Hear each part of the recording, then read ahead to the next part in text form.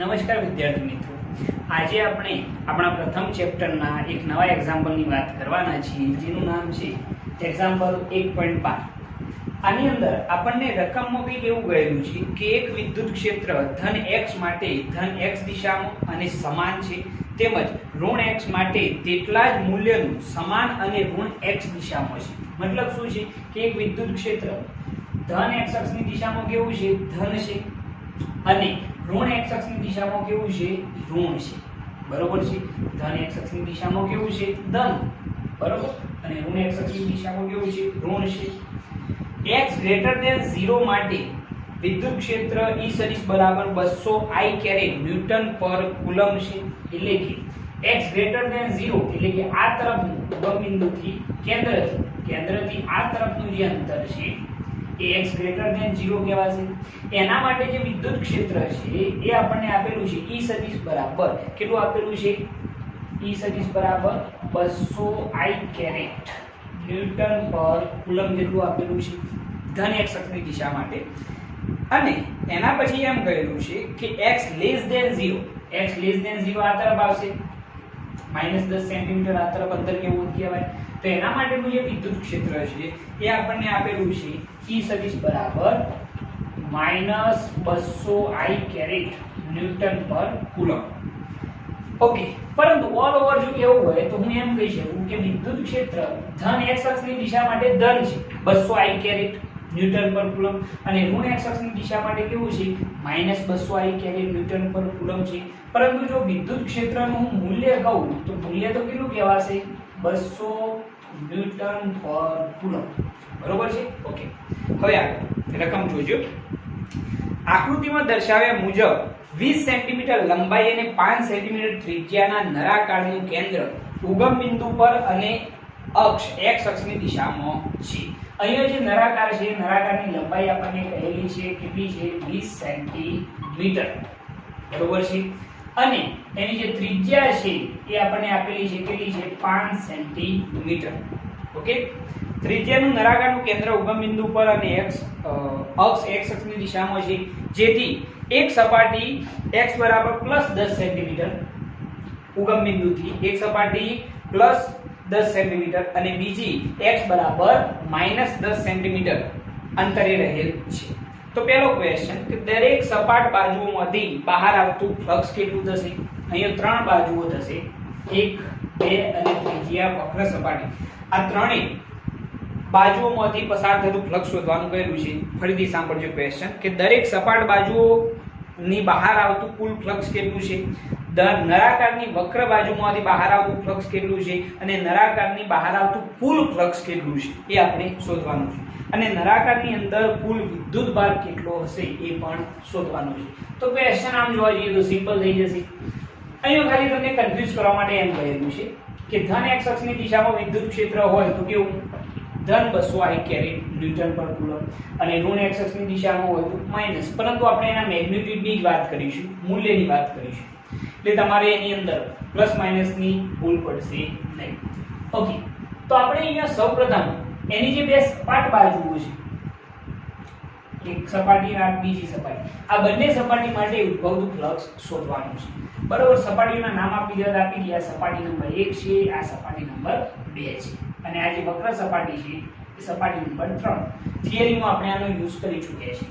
Okay, તો સૌપ્રથમ હું સપાટી 1 માટે વાત કરું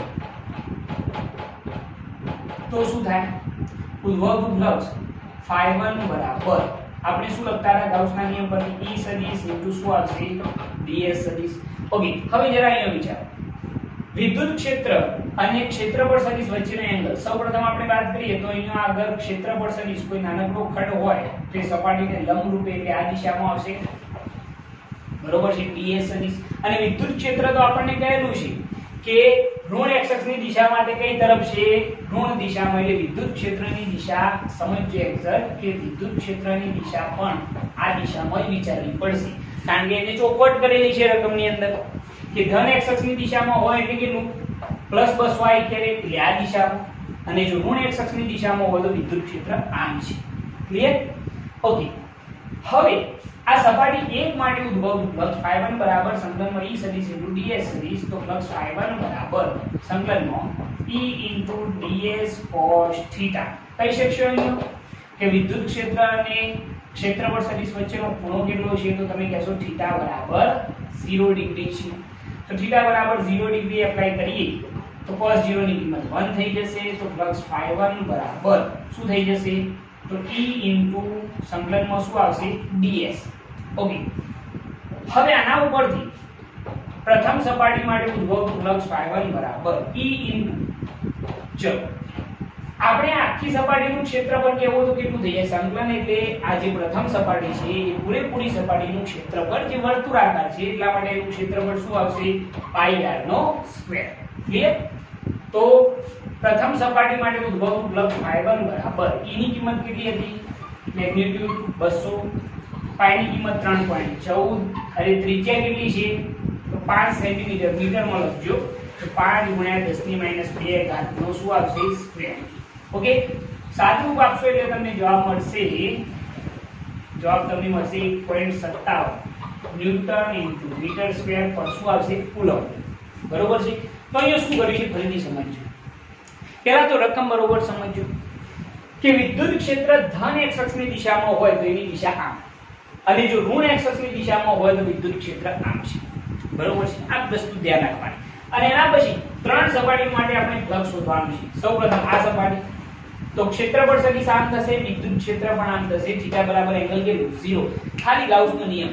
ફ્લક્સ ∅1 બરાબર સંકલનમાં E સદિશ * ds સદિશ, સદિશ સ્વરૂપ દૂર કરીએ તો શું થઈ જાય, E * ds cos θ. અને θ બરાબર એંગલ કેટલું, 0 ડિગ્રી. cos 0 ની કિંમત 1 થઈ જાય તો E તો કોન્સ્ટન્ટ બહાર નીકળી જાય, તો સંકલનમાં શું આવ્યું, ds. કેવી સપાટી છે, વર્તુળાકાર, એટલા માટે એનું ક્ષેત્રફળ શું લખાય, πr².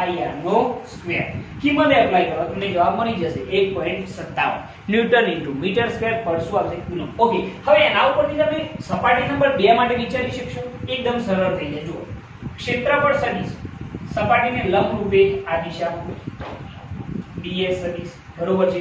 વિદ્યુત ક્ષેત્ર એ પણ એના એ દિશામાં આવશે, કારણ કે મેં કહ્યું છે કે ધન x અક્ષની દિશા માટે વિદ્યુત ક્ષેત્ર એના એ દિશામાં ધન છે. બરોબર છે? એટલે એ બંને વચ્ચેનો એંગલ કેટલો થઈ ગયો, ફરીથી તમે કહેશો θ બરાબર કેટલો થઈ ગયો, 0 ડિગ્રી. તો ફરીથી સપાટી નંબર 2 માટે જો આપણે વાત કરીએ, અહીંયા જોજો કે સપાટી 2 માટે ઉદ્ભવતું ફ્લક્સ ∅2 બરાબર સંકલનમાં ડાયરેક્ટ લખીએ E * ds cos θ. આ સ્ટેપ છે. બરોબર?